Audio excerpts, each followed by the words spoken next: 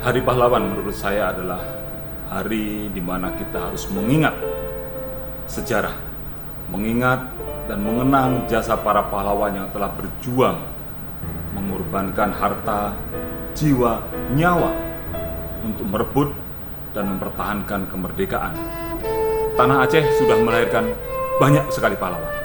Kita mengenal pahlawan-pahlawan nasional yang berasal dari Aceh, yang berjuang melawan penjajah. Perjuangan melawan Portugis oleh Laksamana Malahayati, Teuku Umar, Teuku Cik Ditiro, Cuk Nyadin, Cuk Mutia, itulah pahlawan-pahlawan. Dalam kondisi pandemi corona ini, kita tidak perlu menjadi pahlawan dengan meneteskan darah. Kita tidak perlu menjadi pahlawan dengan berjuang mengangkat senjata.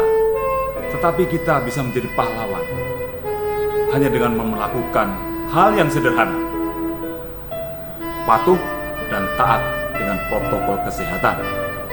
Itu saja kita sudah menjadi pahlawan. Mudah. Oleh karena itu saya mengimbau pada seluruh masyarakat di Aceh, mari kita bisa menjadi pahlawan-pahlawan kemanusiaan dengan mengikuti protokol kesehatan. Kita bangun tanah para aulia ini menjadi tanah yang subur, menjadi tanah yang sejahtera, menjadi wilayah yang dapat memberikan kehidupan yang lebih baik kepada seluruh masyarakat. Mari terus kita kenang jasa para pahlawan, pahlawanku sepanjang masa.